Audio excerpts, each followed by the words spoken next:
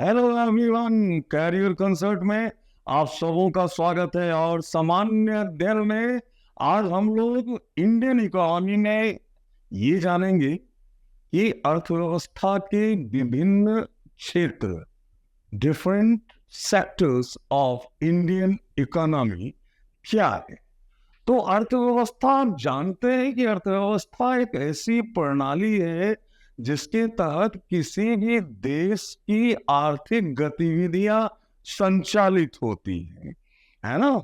और आप लोग सभी जानते हैं कि भारत में मिश्रित अर्थव्यवस्था है।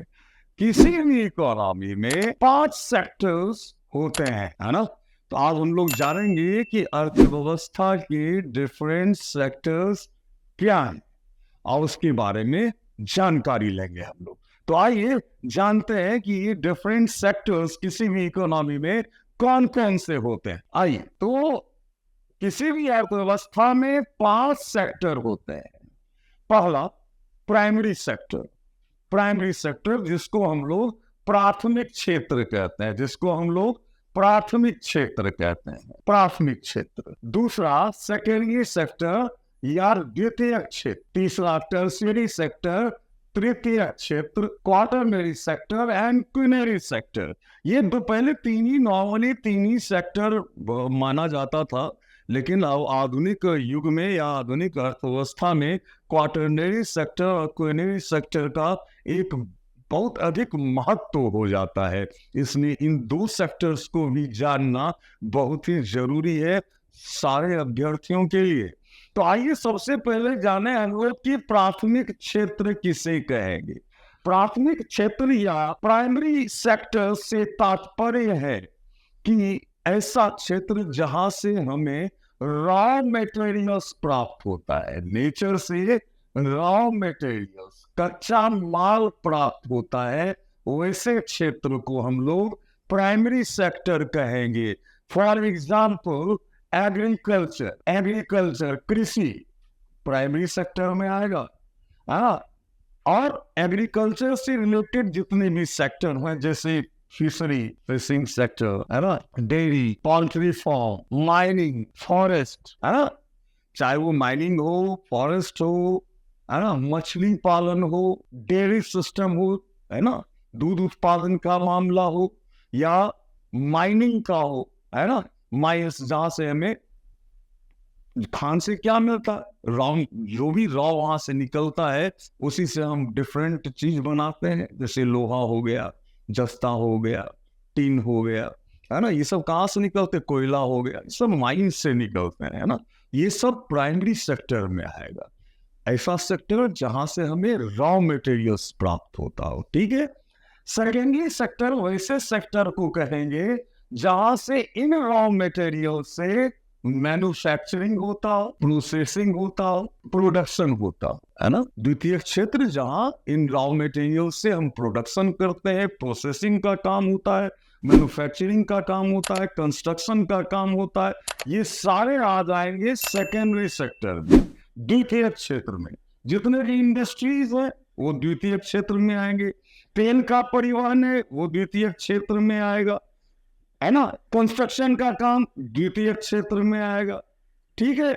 अब हम लोग जानेंगे टर्शियरी सेक्टर, तृतीय क्षेत्र।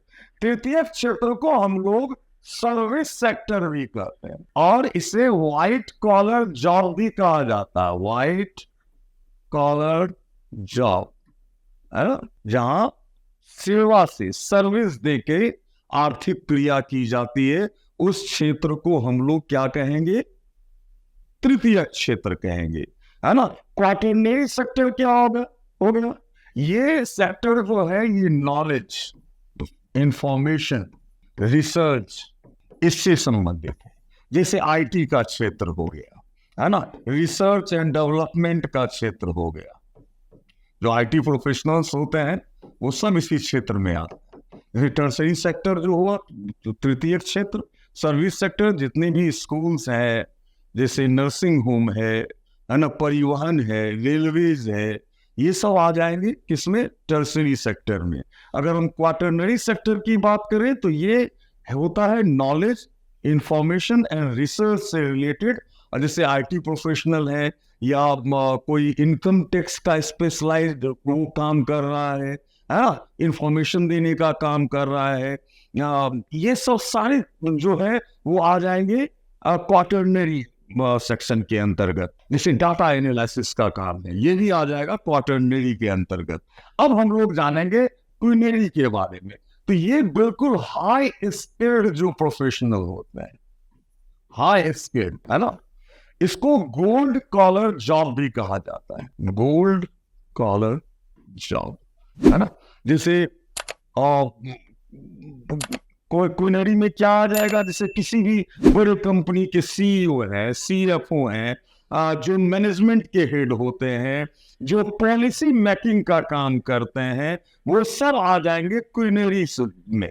जैसे सुप्रीम कोर्ट का जज है, प्रधानमंत्री है, राष्ट्रपति है, किसी कंपनी का सीईओ है, सीएफओ है, ये सारे आ जाएंगे क्विनरी सेक्टर के अंतर्गत। तो आप लोग इन पांचों सेक्टर को बहुत अच्छे तरीके से जान गए। प्राइमरी सेक्टर जहां से रॉ मटेरियल्स आता है, सेकेंडरी सेक्टर जहां मैन्युफैक्चरिंग प्रोडक्शन होता है, ट्रांसपोर्टेशन का काम भी होता है वो जैसे तेल वगैरह का, ऑयल वगैरह का, वो आ जाएगा सेकेंडरी में। टर्सरी सर्विस सेक्टर को कहते हैं, जहां सेवा देकर हम आर्थिक क्रिया करते हैं, जैसे नर्सिंग का काम, एजुकेशन देने का काम, टीचिंग इसको कर सकते हैं, ट्रांसपोर्टेशन का काम है ना, कोई भी ट्रांसपोर्टेशन हो, जो जैसे रेलवेज है, बस सर्विस है, ये सारे आ जाएंगे किसमें, सर्विस सेक्टर में आ जाएंगे।